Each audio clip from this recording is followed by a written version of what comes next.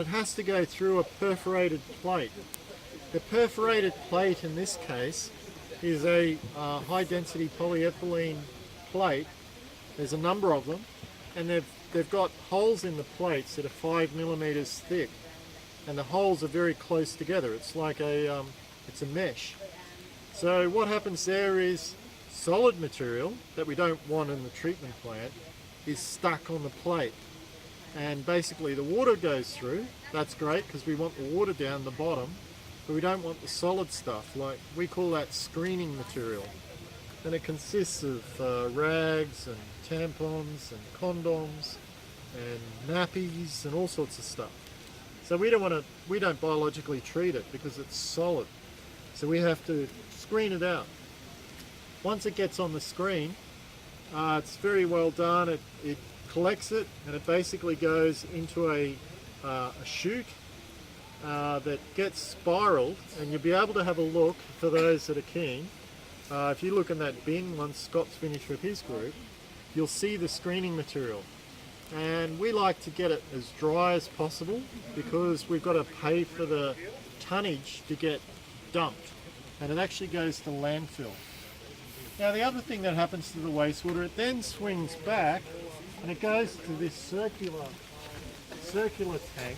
You can see the circle on the end there, and that circle is associated with a grit removal system, and the water allows the wastewater to spin around a bit, and basically the grit settles by gravity, and it settles down the bottom of a conical shaped tank.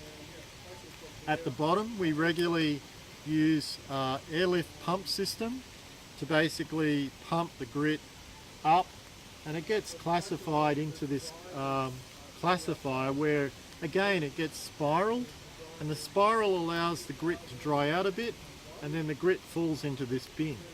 So you can see the spiral conveyor that actually conveys the grit up to a higher level.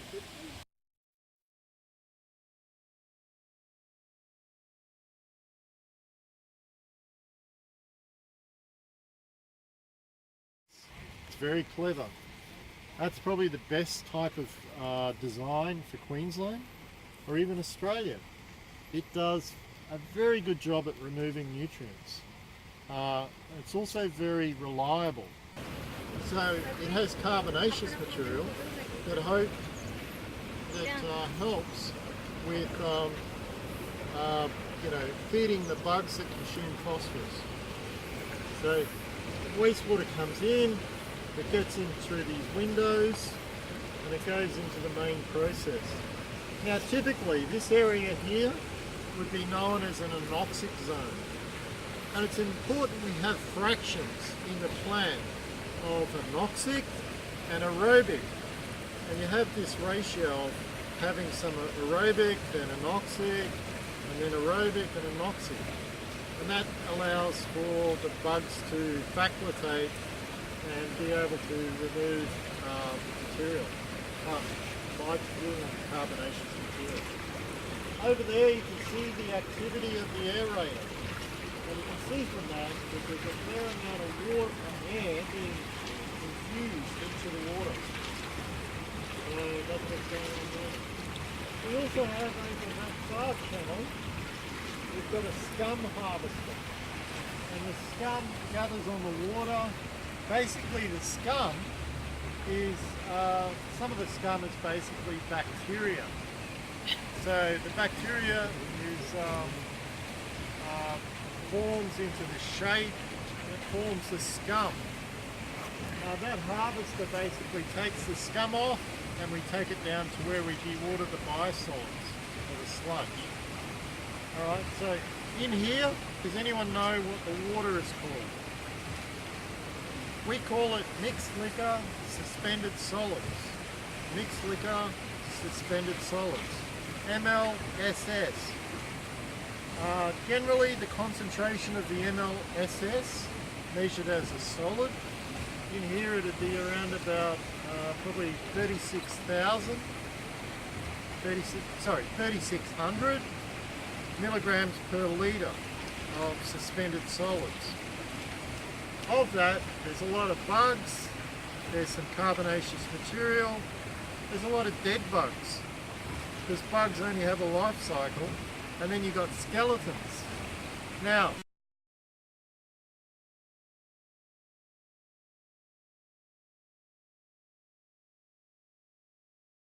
you take up nutrients, but at the end of the day, you've got solids that you cannot use, right? And the only way you can sort of survive is to discharge solids every day. And as human beings, we do that naturally. With the wastewater treatment plant, we've got to do it deliberately. So every day we have to waste solids from the plant.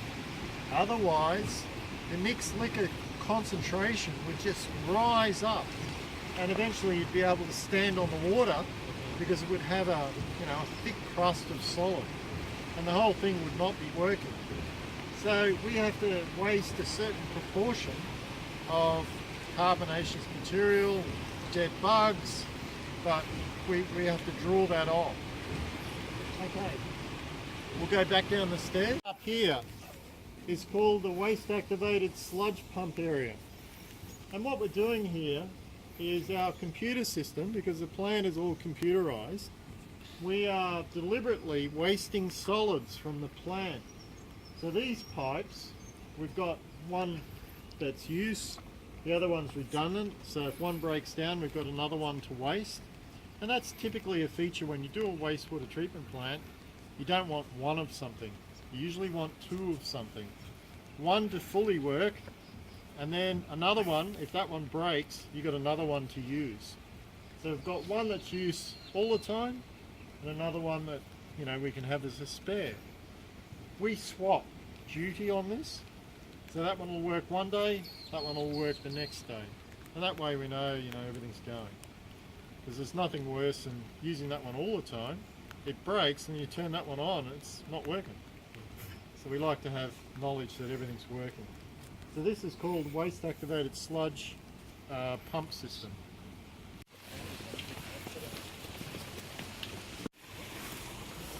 Now, you might ask, Brad, where does the waste activated sludge go? Well, in fact, what happens to it is it goes down to the sludge building, because with that waste activated sludge we need to break it up so we've got water and solids. So because we can't release it anywhere, we have to make sure that we de-water that water, but we have to get all those solid particles and get them into a bin. Now what happens with the plant, we're overflowing, so whatever water comes in gets overflowed over weirs, and the weirs are in the middle of the plant. You didn't see those, but this long crested weir, and the water just overflows. So whatever comes in overflows the weir, but of course it's not the same molecule that just came in. It's possibly a molecule that's been floating around the plant for about 24 hours, actually overflows and comes to here. Now these are called secondary clarifiers, particle settling. So the water makes its way out to the weirs on the outside, and during that pathway to go to the outside, the particles will drop to the bottom. Now down the bottom of this tank, it's shaped like a conical, and it collects all of the bugs and solid carbonaceous material that actually end up in this ring at the bottom of the tank. Now what happens to that is it gets recycled back to the anaerobic zone. Okay, it goes back into the head of the plant, and the reason why we do that is it reinvigorates the bugs, because those bugs are really concentrated up, and it basically reinvigorates the bug population. And it's like a ginger beer factory. You need to re-energize the process. So we take the bugs that fall to the bottom, they're really concentrated, we send them back up to the head of the plant. And they all go through the same process again. You can see here that the water's reasonably clear. They're taking water up to clean off the screens typically, and other parts of the plant where we need to blow on some water to keep the scum down. So they're recycle pumps. They also use cleaning water over in the filter press building. So we use those pumps every day, they run constantly. Of course, they're using a lot of electricity as well. Now this is where the water goes out of the plant.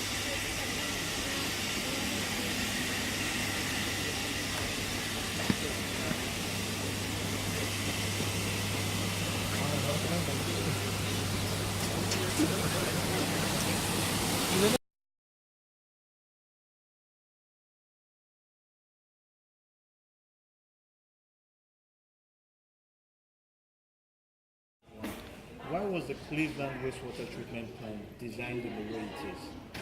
Yeah, a lot of factors were considered when they were designing the wastewater treatment plant in Cleveland. Basically, you need to consider the characteristics and the source of wastewater. You also consider the geographical location of the wastewater treatment plant and the population of the wastewater generated coming to the wastewater treatment plant. Now, if you talk about the source of the wastewater treatment plant, the characteristics of the wastewater coming to the wastewater treatment plant is basically made up of nutrients. Why? Because bulk of wastewater. Then, if you talk of the location, the plant location is close to a lagoon and a creek, so the effluents coming from the wastewater. Other things to consider is if you consider unit operations operate within the wastewater treatment plant, you have the oxidation tanks, which is basically because of the high level of nutrients coming in. If you consider the fact that we're using chlorination for disinfection, that's because of the cost of other options such as ultraviolet and radiation. Yeah, thank you. Okay, so basically the chlorinated effluents into the creek affects the biodiversity of the creek, and right now a solution has to be found they have to find a way to reduce the amount of chlorine that is being used to treat or to disinfect the wastewater. Other options could still be the use of ultraviolet treatment, but which could be very expensive for the wastewater treatment plants. Then the other issues that could arise within the operation is the amount of nitrogen and phosphorus and methane generated within and associated gases generated within the wastewater treatment. Into the wastewater treatment, the machineries are using the high amount of energy. Almost they are paying $25,000 a month, which is more high, and they're working on it to reduce the price, and they're thinking of several methods to reduce the price. The problem is transportation charge. As they're paying the high amount of transportation charge, as they're paying like in the tonnage to transport the sludge from the plant to the Toowoomba, which is 150 kilometers far, and they're trying to think on the many other alternative plans to reduce the cost of the transportation, like a company drying the sludge. Now the sludge is almost like 20% wet, but they're trying to reduce it to 5 or 6, so that they can save the money in the tonnage as they're paying the tonnage prices. What are the emerging problems in the Cleveland wastewater treatment plant? Well, the major problem in the Cleveland waste treatment plant is like the residual which is being pumped to the creek and lagoons has some environmental problems. So the plant is trying out some new methods so they can reduce the amount of chlorine which is being pumped to the creek and lagoons, so the general environmental assaults can be reduced. The other major problem is the operational cost, because the plant spends a lot of money on handling the waste, especially during peak period. It has to handle quite a lot amount of waste. So we are finding some new methods. We're researching on some new methods so the general cost can be brought down. The operating cost. The wastewater which is pumped in the wastewater treatment plant has some odor issues.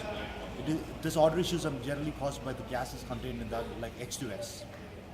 So the plant is trying some methods and some techniques so that the odor issues can be controlled and the gases, they're finding some new methods so the gases can be reduced, the amount of gases which are present in the wastewater can be reduced, thereby reducing the odor. 2, 1. How does the Cleveland wastewater treatment plant compare to other conventional wastewater treatment plants? Well, the wastewater in Cleveland pretty much uses the fundamentals of wastewater treatment for domestic uses. For example, they use the screening process and disinfection, which is chlorine. And it's comparing to other plants in Gold Coast area is pretty much the same process.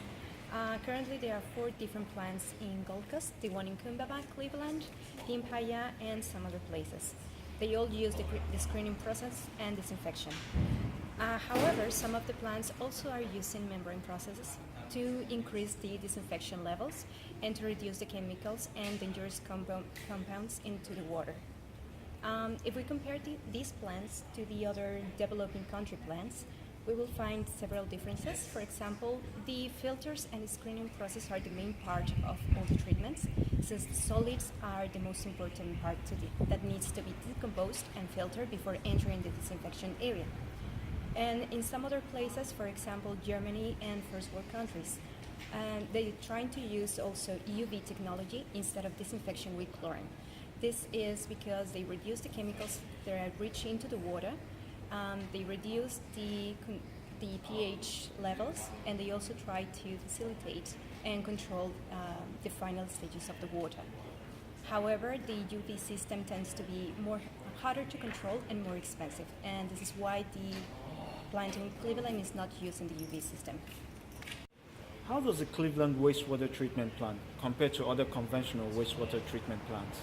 Well, the basic design of a treatment plant depends on the kind of wastewater that you will have and also the environmental profile that the city has. In this case, Queensland and the Cleveland wastewater has mainly domestic wastewater, which is basically organic material and some other solid waste, which is why it's designed for mainly 3 stages. One is the screening, filtration, and finally the disinfection using chlorine. This method is very similar to the 4 plants that are currently running in the Gold Coast area, which is the one in Kumbaba, Merrimack, and the one in Cleveland.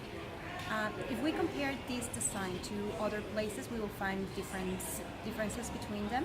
For example, in developing countries, the main idea is to take out the solid waste and heavy materials from the industry.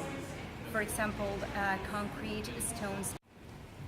What are the characteristics of the incoming wastewater compared to other locations?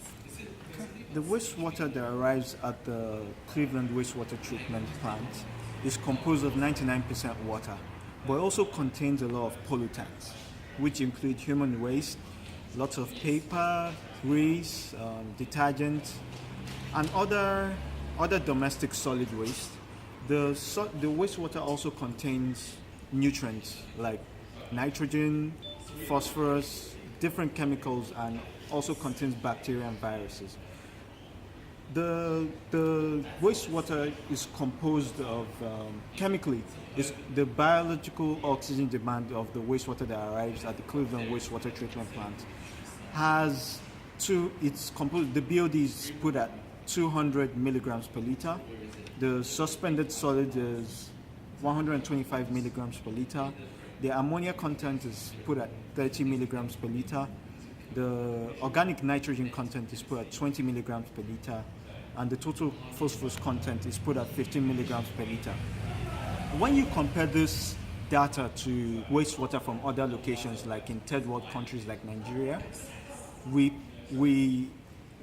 I analyzed data from 3 wastewater treatment plants in Nigeria, and the average BOD from those 3 plants is put at 867 milligrams per liter. The suspended solid is put at 800 milligrams per liter.